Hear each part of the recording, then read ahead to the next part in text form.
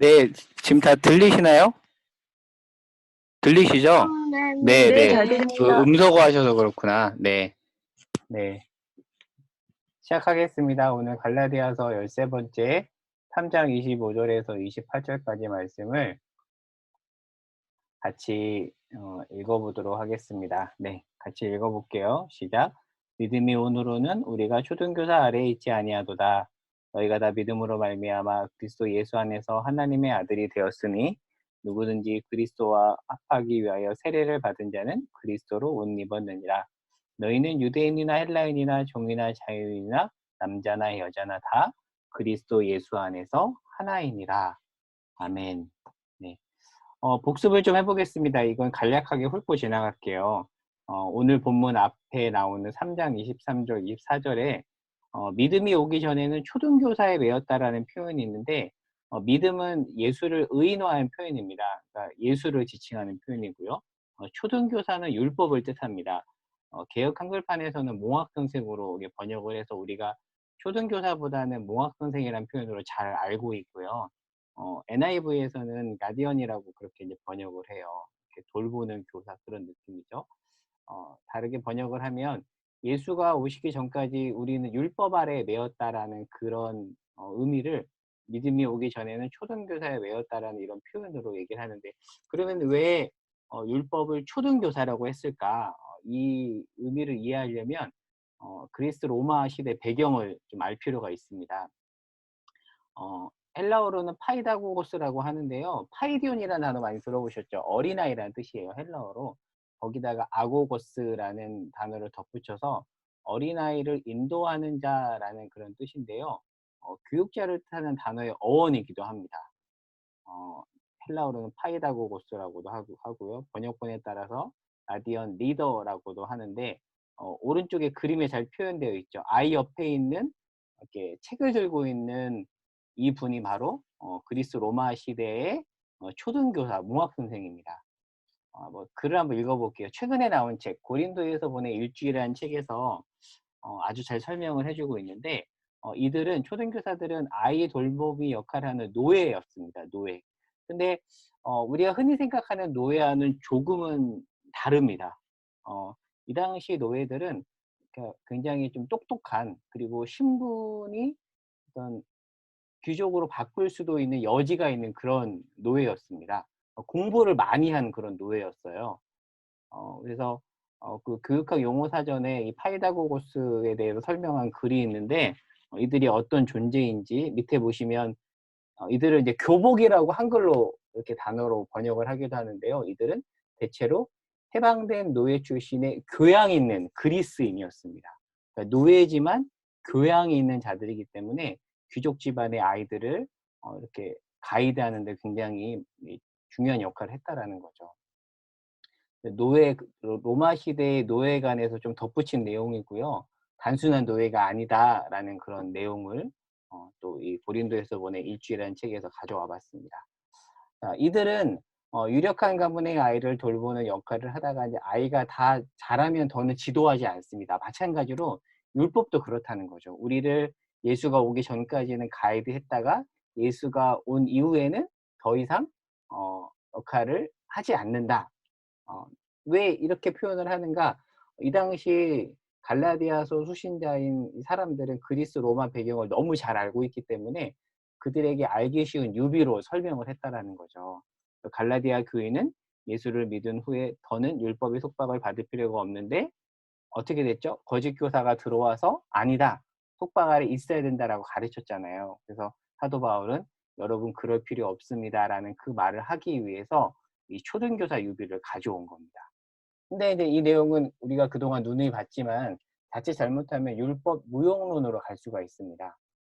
밑에 적어놨지만 하나님의 자녀가 되는 자격과 조건으로서 율법을 제시하는 것에 대해서 반대하는 것이지 신자가 삶의 기준으로서 율법을 지키는 것 자체를 모호화시키는 말은 아닙니다. 그래서 이 말을 제대로 이해하려면 갈라디아 교인들이 처한 배경과 그리스 로마 시대 배경을 알아야 된다. 이 내용을 복습해서 나누어 봤습니다. 그럼 이제 오늘 본문을 간략하게 살펴볼게요. 3장 25절에 보면 더는 초등교사 아래에 있지 않다라는 앞에 있는 내용을 좀 더 다시 가져와 봤어요. 이 말은 뭐냐면 이런 겁니다. 두 가지로 이렇게 적어 놨죠. 율법은 우리를 정죄하여 심판에 가두잖아요. 하지만 우리 그리스도인은 어떻게 됐죠? 그 심판으로부터 벗어났죠. 누구 때문에? 예수 때문에. 예수 때문에 죄에 대한 책임인 심판을 받지 않게 되었습니다. 그렇다면 율법 자체가 필요 없어진 건가? 정확히 말하면 율법 자체가 필요 없어진 것이 아니라 율법의 정죄로부터 자유함을 얻은 겁니다. 그 밑에 빨간색 글씨 보면요. 이렇게 정리해 놨죠. 우리는 율법의 정죄로부터 자유한 것이지 율법 자체로부터 자유한 것은 아닙니다. 중요한 표현이죠. 만약에 율법의 정죄로부터 자유한 게 아니라 율법 자체로부터 자유했다고 말하면 이제 구원파적인 가르침인 거죠. 그것이 아니다. 사실 우리가 누누이 살펴봤던 부분인데 한 번 더 강조해 봤고요.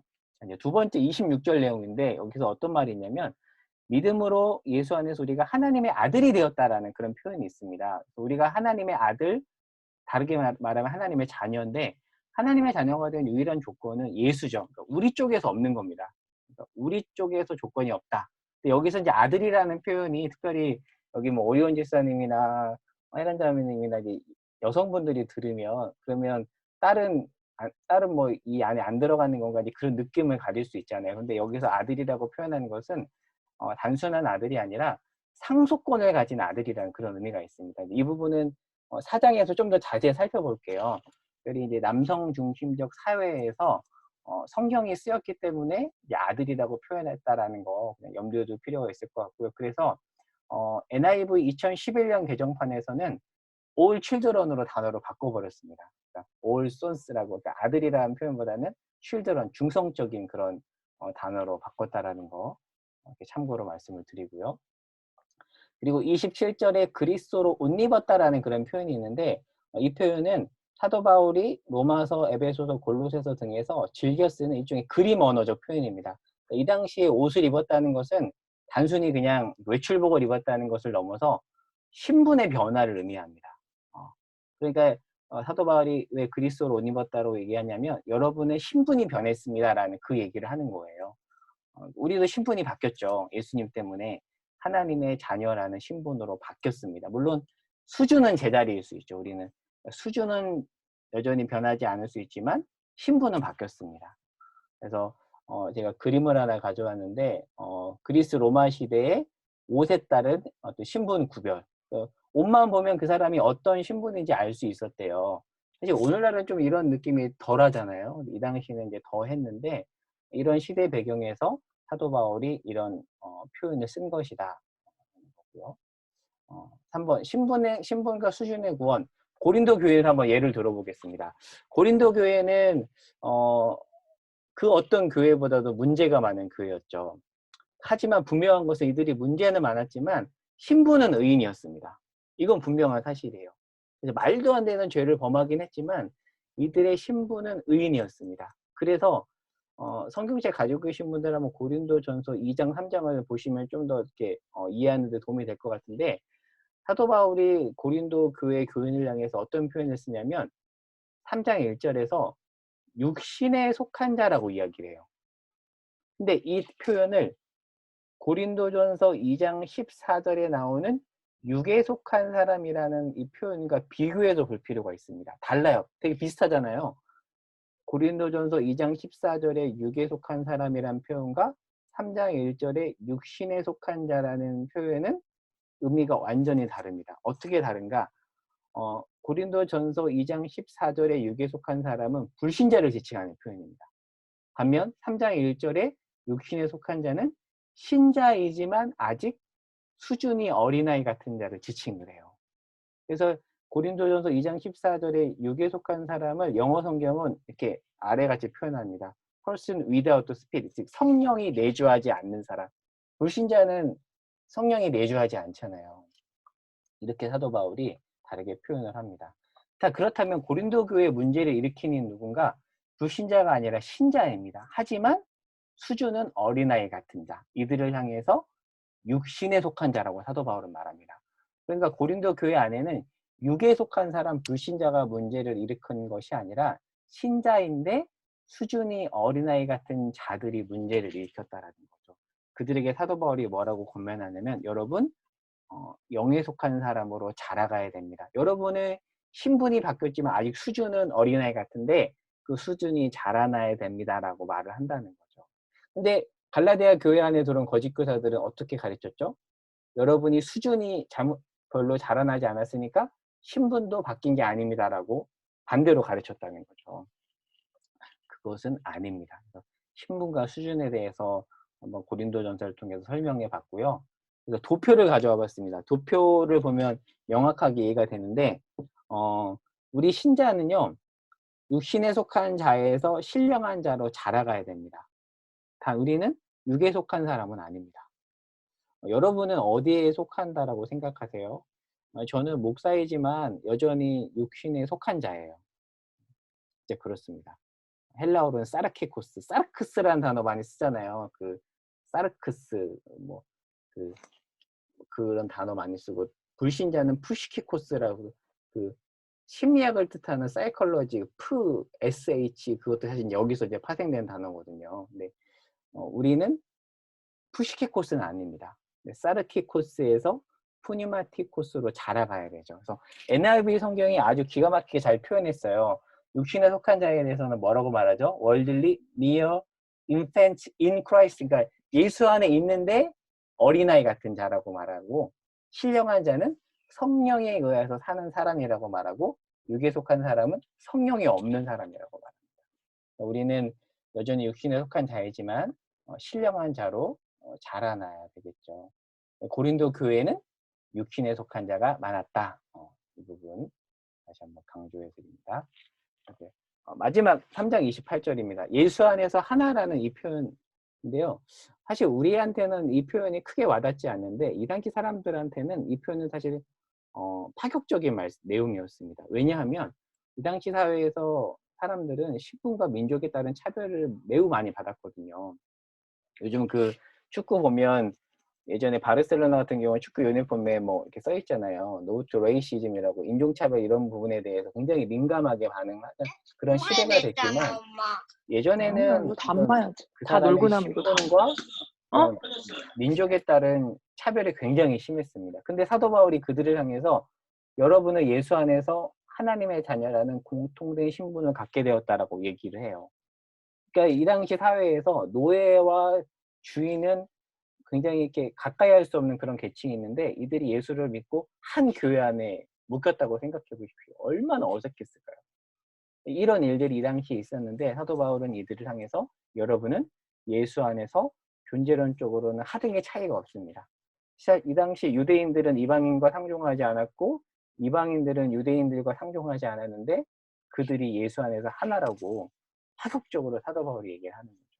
그러니까 이전에 사회적 직분의 구별조차 무의미해진 건가? 사실 그건 아닙니다. 여전히 어떤 사회적 신분은 유지하겠죠.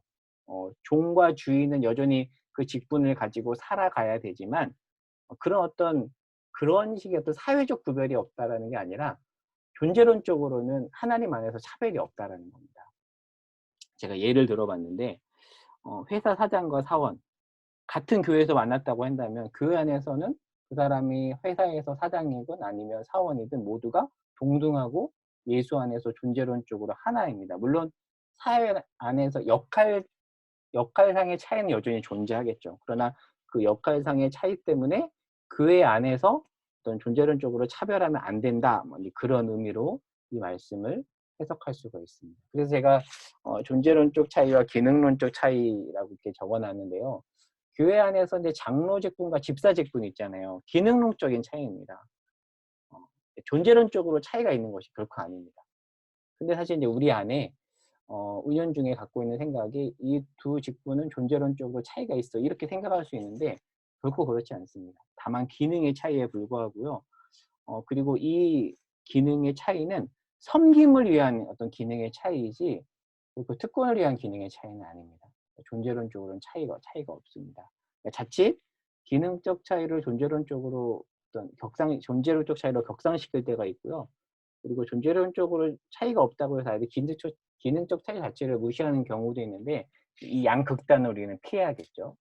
이 말씀을 가지고 예전에 이제 총신대 신대원에서도 가르치셨고 플러신학교에서 신약을 가르치신 김세윤 교수님은 이런 표현을 하셨습니다. 이 갈라디아서 3장 28절은 복음의 사회적 의미이다.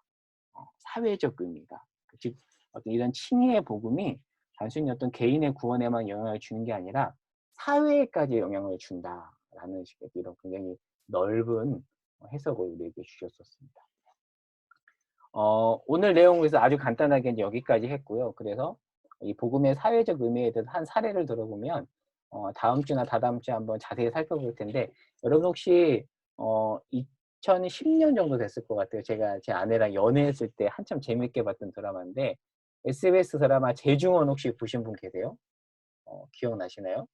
그 한국 최초의 세브란스 출신의 근대 의사 중에 한 명, 실존 인물이 주인공이었던 그런 드라마인데, 백정이 예수를 믿고 의사가 되는 그런 내용이에요.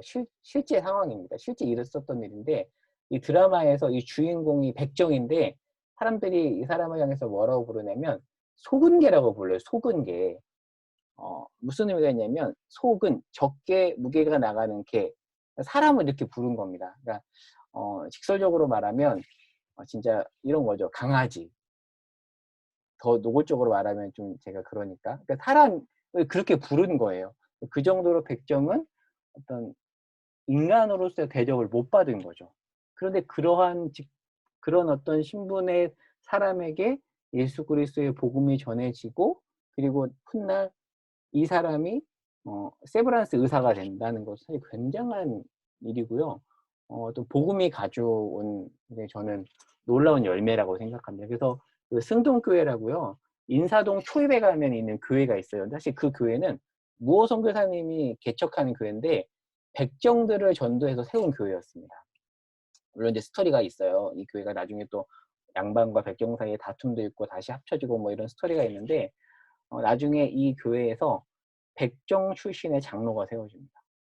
백정 출신의 장로와 양방 출신의 장로가 함께 세워주는 굉장히 이 당시 사회에서 놀라운 일이 벌어집니다. 그러니까 예수 안에서 존재론적 차별이 없음을 보여준 대표적인 은혜로운 그런 한 사례라고 볼 수가 있고요. 그래서 다음 주쯤에 한번 이 부분을 좀 자세히 살펴보도록 할게요. 그리고 갈라디아서 3장 28절에 가면 이런 표현이 있어요. 남자와 여자는 하나다라는 표현이 있습니다. 사실 오늘날 이 말씀은 우리에게 크게 와닿지 않을 수 있는데, 이 당시 여성의 인권이 거의 바닥이었던 사회에서 남자와 여자가 하나라는 말씀은 놀라운 말씀이었습니다. 그러니까 이 당시 사람들의 여성관을 좀 읽어볼게요. 아리스토텔레스 같은 경우는 대표적으로 이렇게 여성에 대해서 굉장히 낮게 봤던 존재죠. 어떤 말을 했냐면 여자는 기형적이거나 흉하게 만들어진 남자다라는 여성관을 갖고 있었고요. 그래서 여러분 토마스 아퀴나스라는 신학자 들어보셨죠? 중세 전에 그 카톨릭 신학을 정리했던 토마스 아퀴나스라는 사람은 아리스토텔레스의 철학을 가지고 신학을 정리한 사람인데, 그러다 보니까 이 아리스토텔레스의 관점을 이 토마스 아퀴나스가 가져와요. 그래서 토마스 아퀴나스의 글을 보면 여성에 대해서 굉장히 낮은 어떤 그런 관점을 갖고 있어요. 똑같습니다. 아리스토텔레스와. 여자는 기형적이거나 흉하게 만들어진 남자다. 그래서 그 토마스 아퀴나스 이후에 중세 카톨릭 교회에서 여성에 대한 어떤 이런 관점은 이런 고대 사회와 별반 다를 게 없었습니다. 그 초기 유대 사회에서는 이런 말이 있었어요. 여자에게 토라를 주느니 불에 태우는 게 낫다. 굉장히 심한 말이죠. 딸에게 토라, 모세오경을 말하는데 토라를 가르치는 것은 호세킹에를 가르치는 것 같다. 그리고 한 랍비의 기도문이에요. 유대인 랍비가 실제로 작성한 기도문인데 이런 기도를 했대요. 제가 이방인이 아닌 것을 하나님께 감사드립니다. 제가 노예가 아닌 것을 감사드립니다. 그리고 마지막에 제가 여자가 아닌 것을 감사드립니다. 그러니까 이 당시 사회에서 여자의 위치가 이랬다라는 거죠. 근데 이런 사회에서 사도 바울이 뭐라고 말했냐면 예수 안에서 남자와 여자는 하나다라고 말했다는 거예요. 굉장한 말씀인 겁니다. 나중에 한번 이 부분을 조금 더 자세히 살펴보도록 하겠고요. 그래서 하나만 더 참고적으로 말씀드리면 여성 목사 안수와 교회 여성관, 현대 교회 여성관을 좀 보면요. 학자들마다 조금 달라요. 학자들마다 다른데 수잔 포 아니면 웨인 그루뎀이라고 유명한 조직 신학자인데 이런 신학자들은 여기 계신 뭐 여자 집사님들은 좀 이렇게 반감을 갖겠지만 이분이 이렇게 말해요. 여자는 남자에게 기능적으로는 종속되어 있다. 그러나 존재론적으로는 동등하다. 그래서 이런 관점을 가진 신학자들은 이런 이유로 여성 목사와 장로를 허락하지 않습니다. 반면에 사도행전 주석으로 유명한 F.F. 브루스나 오렌자 같은 신학자는 남자 여자는 기능론적으로도 동등하고 존재론적으로 동등하다는 관점을 갖고 있다 보니까 이런 관점을 갖고 있던 신학 배경에서는 여성 목사와 장로를 허락합니다. 그러니까 한국교회 여성 목사 안수 입장 차이도 사실 똑같아요. 허락하지 않는 어떤 그런 교단에서는 여자는 기능적으로 남자에게 종속되어 있기 때문에 허락하지 않는다라고 보는 게 그런 여성 목사를 허락하자는 교단의 기본적인 입장인데요. 그래서 핵심은 존재론적 차이와 기능론적 차이인데 기회가 되면 좀 이 부분도 한번 자세히 지금 너무 단순하게 살펴봤는데요. 좀 더 자세히 한번 살펴보고 이야기해보는 시간을 가져보도록 하겠습니다. 오늘은 이 부분 여기까지 나눴고요. 속으로 질문입니다. 오늘 진짜 빨리 했네요. 첫 번째, 고린도 전서에 따르면 우리는 육에 속한 사람은 아니라고 했죠. 하지만 우리는 육신에 속한 자일 수 있습니다. 그러면 어떻게 해야 되는가? 우리는 신령한 자로 자라가야 되잖아요. 그러기 위해서 우리 쪽에서 해야 될 일이 무엇이 있을지 한번 나눠보면 좋을 것 같고요. 관련된 글을 그냥 하나 가져왔는데 이거 한번 눈으로 한번 나중에 한번 읽어보시고요. 두 번째 질문입니다. 예수 안에서 모두가 존재론적으로 하나란 말씀에 대한 각자의 생각, 느낌, 깨달은 점.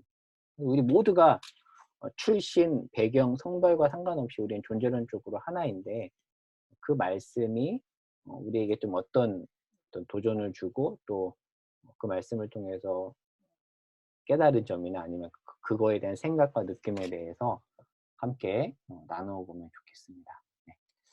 네, 여기까지 하고요.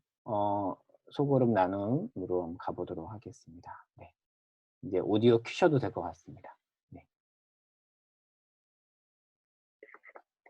네. 이거 잡을 수 있으면 잡아봐라. 응? 나 이거 잡을 수 있으면 잡아봐. 싫어.